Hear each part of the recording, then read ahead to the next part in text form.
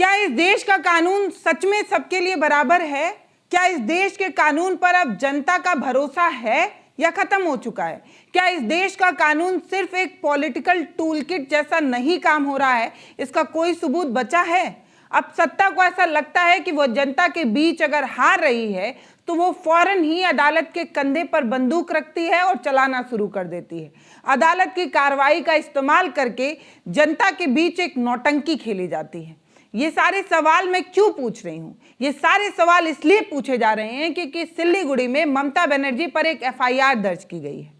FIR दर्ज इसलिए की गई है क्योंकि उन्होंने सनातन पर टिप्पणी की थी। गौर कीजिएगा दोस्तों, ये मामला 2025 का है, लेकिन एफआईआर मई 2026 में दर्ज की गई है। ठीक उस समय दर्ज की गई है जब बंगाल में भाजपा के नेता ये दावा कर रहे हैं कि टीएमसी खत्म हो रही है, टीएमसी का अस्तित्व खत्म हो रहा है, टीएमसी अब नहीं बचेगी। इस दावे के बीच ममता बनर्जी पर एक एफआईआर दर्ज की जाती है। पश्चिम बंगाल की पूर्व मुख्यमंत्री ममता बनर्जी के खिलाफ सिल्लीगुड़ी के साइबर थाने में एक एफआईआर दर्ज की गई। ममता पर यह आरोप है कि उन्होंने 2025 में कोलकाता में आयोजित एक ईद के कार्यक्रम में सनातन को, हिंदू धर्म को लेकर एक आपत्तिजनक टिप्पणी की थी। उन्होंने हिंदू धर्म को गंदा धर्म बताया था, गंदे धर्म जैसे शब्द का इस्तेमाल किया था। इस तरीके का आरोप उन पर लगाया जा रहा है। अब इस मामले में ममता बनर्जी ने अभी तक कोई प्रतिक्रिया नहीं दी है, ना कोई सफाई दी है और ना कुछ उन्होंने कहा है, लेकिन यह एफआईआर तो दर्ज हो गई है।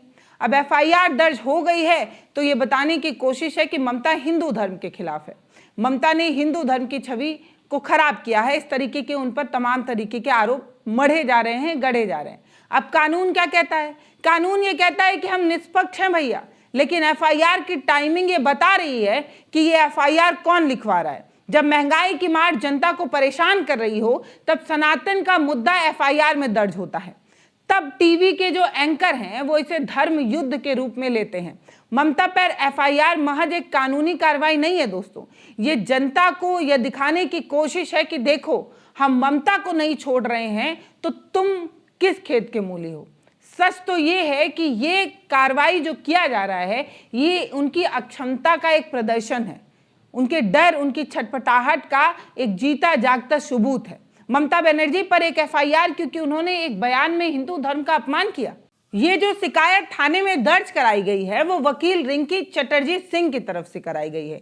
उनका ये कहना है कि ममता ने अपने बयान में धार्मिक भावनाएं आहत की। देश विदेश में रहने वाले लोग जो हिंदू धर्म को मानते हैं उन्होंने इस तरीके का बयान दिया, इसलिए उनकी भावनाएं आहत हो गई। रिंकी ने पुलिस से इस मामले में कार्रवाई की मांग की है। अब सोचिए दोस्तों, टीएमसी खत्म का नारा लगाने वाले खुद अपनी जमीन से इतना डरे हुए हैं, इसीलिए इस तरीके की कार्रवाई कर रहे हैं। अगर टीएमसी वाकई में इतनी कमजोर है और उसका अस्तित्व खतरे में है तो फिर यह एफआईआर की नौटंकी किस बात के लिए और क्यों की जा रही है? केंद्रीय एजेंसियों का दौरा बार बार क्यों लगाना पड़ रहा है बंगाल में अगर टीएमसी का अस्तित्व इतने ही खतरे में है? दरअसल आज ममता बनर्जी के बहाने पूरे विपक्ष को डराने की एक कोशिश है कि हम ममता को नहीं छोड़ रहे हैं, जिसे शेर दिल शेरनी कहा जाता है, तो तुम्हें क्यों छोड़ेंगे। अब आप सभी को पता है कि बंगाल में चुनाव खत्म हो चुके हैं और उत्तर प्रदेश में चुनाव होना है। एक बड़े राज्य में चुनाव से पहले विपक्ष को सीधा संदेश देने की कोशिश है कि हम चुनाव में तो तुम्हें हराएंगे ही, ज्यादा टी किए ना तो तुम्हें एफआईआर भी दर्ज करेंगे और थाने में भी घुसेड़ देंगे। जब आप पूछते हैं कि ममता बनर्जी पे एफआईआर क्यों, तो जवाब ये मिलता है कि कानून अपना काम कर रहा है। लेकिन क्या सच में कानून अपना काम कर रहा है? दोस्तों आप गौर करिए, टाइमिंग पर गौर करिए। जिस राज्य में भाजपा सत्ता में नहीं होती है वहां के मुख्यमंत्री या कद्दावर नेता पर एफआईआर की जो रफ्तार होती है या जांच एजेंसियों की जो छापेमारी की रफ्तार होती है वो कुछ ज्यादा ही स्पीड से नहीं हो रही होती है। समझिए, आपको क्या लगता है कि ये जो एजेंसियां हैं वो किसी जीपीएस से चल रही हैं या किसी पार्टी हेडक्वार्टर के निर्देश पर चल रही हैं? ऐसा क्यों है कि जहां पर भाजपा की सरकार नहीं है वहां पर एजेंसियां कुछ ज्यादा ही एक्टिव हैं? आज सिल्लीगुड़ी में एफआईआर दर्ज होना महज एक संयोग नहीं है, एक पॉलिटिकल टूलकिट का हिस्सा है ताकि ममता बनर्जी हिंदू विरोधी साबित हो जाएं और चुनावी ध्रुवीकरण किया जा सके। जानबूझ के एक गंदा धर्म जो इसने बनाया, जो एक जुमला पार्टी ने बनाया, वो धर्म को हम नहीं मानता है। ममता अगर हिंदू विरोधी हैं या ममता ने हिंदू धर्म का सम्मान नहीं किया तो इतने सालों से बंगाल में सत्ता में कैसे थी? मंदिरों का निर्माण करना या मंदिर जाना, क्या ये सब दिखावा था? अगर ममता हिंदू धर्म के विरोध में थी तब भी बंगाल में इतनी शांति क्यों थी? ये सारे सवाल हो सकते हैं, लेकिन अब इन सवालों का क्या ही मतलब है? अब इन सवालों से क्या ही मिलता है? लेकिन दोस्तों याद करिएगा 2021 का विधानसभा चुनाव, याद करिए कि कैसे भाजपा का पूरा तंत्र जोर लगाकर बार बार ये कह रहा था कि टीएमसी खत्म, टीएमसी खत्म। तब क्या हुआ था? तब ममता बनर्जी ने 213 सीटें जीत ली थी। याद है ना आपको? वो सारे नेता जो टीएमसी छोड़कर भाजपा में गए थे, कितना ही अपना वजूद बचा पाए थे, ये याद है ना? 213 सीट लाकर ममता ने यह साबित कर दिया था कि जनता का उन पर भरोसा है। समझ रहे हैं? समय बदल गया है, लेकिन सरकार की हेडलाइन अभी भी वही है। टीएमसी खत्म का नारा सरकार एक बार फिर से लगा रही है। पार्षदों का पलायन हो रहा है और सांसद बीजेपी बैठक में हिस्सा भी ले रहे हैं। विधायक बीजेपी के खिलाफ जो विरोध प्रदर्शन हो रहे हैं उसमें शामिल भी नहीं हो रहे हैं। तो टीएमसी की जमीन खिसक रही है, इस तरीके की चीजें हो रही हैं और होता दिख रहा है। भाजपा बड़ा दावा कर रही है। भाजपा ये कह रही है कि टीएमसी टूटने के कगार पर है।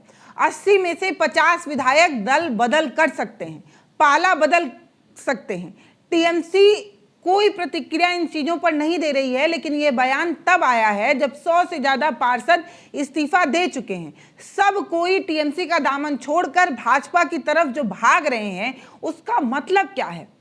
ये बात तो साफ है कि पार्टी में अंदरूनी झगड़े जो हैं वो खुलकर अब सामने आ रहे हैं। पार्टी अपनी जमीनी स्तर के नेताओं को खो रही है, ये भी साफ है।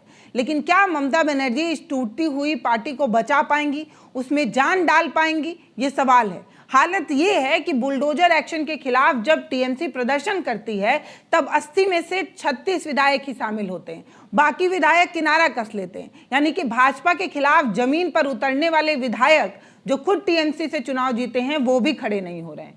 भाजपा के खिलाफ कोई आंख दिखा ही नहीं रहा है। अगर सूत्रों की बात करें तो ये बात कही जा रही है कि तमाम सांसद जो हैं वो पार्टी छोड़ सकते हैं। ये आंकड़ा 20 तक भी पहुंच सकता है। सांसद काकोली घोष जो टीएमसी के सभी पदों से इस्तीफा दे चुकी हैं। इसके अलावा भाजपा सांसद सौमित खान ने कह दिया है कि अगर भाजपा का केंद्रीय नेतृत्व एक बार कह दे तो टीएमसी पार्टी का अस्तित्व खत्म किया जा सकता है। अब आप समझिए दोस्तों कि टीएमसी के लिए जमीन पर बने रहना कितना मुश्किल है, कितने विभत्स हालत में इस समय बंगाल की सरकार जो है वो चल रही है। पुरानी सरकार टीएमसी अपने अस्तित्व को बचाए रखने की कितनी लड़ाई लड़ रही है। एक तरफ नगर निगम 14 मई को टीएमसी दफ्तर पर बुलडोजर चलाता है, वहीं दूसरी एक तस्वीर सामने आती है 25 मई को जब कोलकाता के टीएमसी महासचिव अभिषेक बनर्जी के घर पुलिस धावा दे देती है। पुलिस अवैध निर्माण से जुड़े एक मामले पर धावा देती है, लेकिन ये सारी तस्वीर ये दिखा रहा है कि कभी टीएमसी का ऑफिस तोड़ा जा रहा है, कभी टीएमसी के बड़े नेता के घर पुलिस धावा बोल रही है। ये तस्वीरें बता रही हैं कि सरकार ने अपना सभी हथियार जो है वो बंगाल में चलाना शुरू कर दिया है। ये भाजपा की एक रणनीति है। भाजपा इसी तरीके से काम करती है। पहले वो पैर जमाती है और मजबूत पार्टी को उखाड़ कर फेंक देती है। हमने ये कहानियां महाराष्ट्र में देखी हुई हैं और तमाम सरकारें ऐसी ही बनी हैं। सरकार यानी कि भाजपा का काम अब यही रह गया है कि वो मुख्य विपक्षी पार्टियों का अस्तित्व खत्म कर दे। इन सभी हालात और घटनाक्रम में एक बात तो साफ है कि टीएमसी बहुत ही ज्यादा मुश्किल में इस समय है। लेकिन अब आगे का रास्ता जो है वो कितनी परेशानी और खड़ा करने वाला है, और ऐसे विभत्स परिस्थिति में टीएमसी के जो मुखिया हैं वो पार्टी में कैसे जान फूंक पाएंगी, ये देखना दिलचस्प होगा। क्या वो महिला नेता जिसकी छवि इतनी मजबूत बताई जाती है, जो हवाई चप्पल और सूती साड़ी में सरकार के खिलाफ कोर्ट में जाकर काली कोट पहनकर लड़ सकती है, वो महिला क्या सड़क पर उतरकर सरकार की नीतियों के खिलाफ अपने पार्टी को बचा पाएंगी?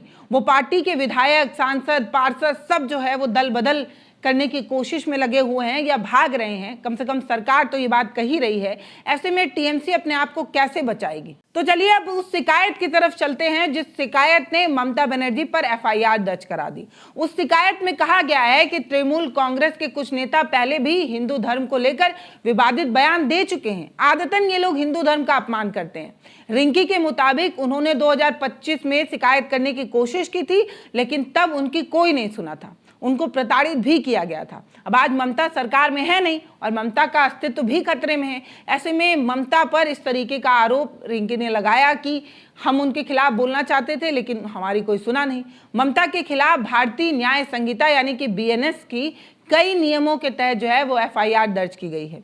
आरोप में क्रिमिनल धमकी के लिए सेक्शन 351 का 1 और शांति भंग करने के इरादे से जानबूझकर बेइज्जती करने के लिए सेक्शन 352 शामिल किया गया है। अधिकारियों ने सेक्शन 353 का 2 भी लगा दिया है, जो अलग अलग धार्मिक ग्रुपों के बीच नफरत और दुश्मनी को बढ़ावा देने के इरादे से जानकारी फैलाने पर यह सजा दी जाती है। यानी कि ले देकर कई धाराओं में FIR जो है वो दर्ज कर ली गई है। पुलिस मामले की जांच कर रही है, आगे जो भी कानूनी कार्रवाई होगी वो की जाएगी, इस तरीके की बात पुलिस कर रही है।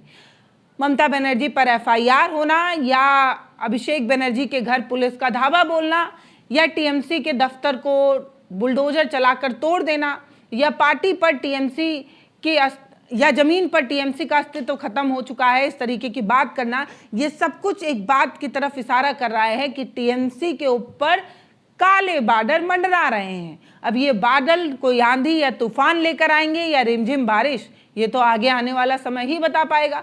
फिलहाल हम ये देखना दिलचस्प है कि ममता इस विपरीत परिस्थिति में अपने पार्टी के बागडोर को कैसे संभालती हैं और क्या सच में इस विपरीत परिस्थिति में भी वो अपने पार्टी के वजूद को बचाए रख पाएंगे। आप सभी ने देखा कि पिछले कुछ दिनों पहले ममता बनर्जी ने यह कहा था कि जिनको जाना है वो जाएं, मैं अकेले दफ्तर को पेंट पॉलिश करने को तैयार हूं। तो ममता ने ये साफ संदेश दे दिया है कि उनके पार्टी के वो लोग जो दल बदल करना चाह रहे हैं, जो भाजपा में जाना चाह रहे हैं, वो जा सकते हैं। TMC उनके लिए दरवाजा खुला रखिए, जाइए। लेकिन क्या इस तरीके के बयान से जो नेता टूट कर बिखर रहे हैं उनमें जान डाली जा पाएगी? क्या इस तरीके का बयान उस धागे की तरह होगा जो तमाम मोतियों को पिरो पाएगा? ये वो तमाम सवाल हैं और इन सवालों का जवाब तो समय ही देगा। आगे आने वाला समय TMC के लिए कितना मुश्किल भरा होगा और TMC इस मुश्किल से कैसे लड़ेगी, उस पर हमारी नज़र बनी हुई है। अगर आपको लगता है कि इस तरीके की खबरों पर हमें बात करनी चाहिए तो कमेंट सेक्शन में बताइएगा, हम इस तरीके की खबरों पर और ज़्यादा डिस्कस करेंगे। फिलहाल अभी के लिए नमस्कार, मैं पल्लवी हूँ, आप भारत एक नई सोच देख रहे हैं। बहुत धन्यवाद।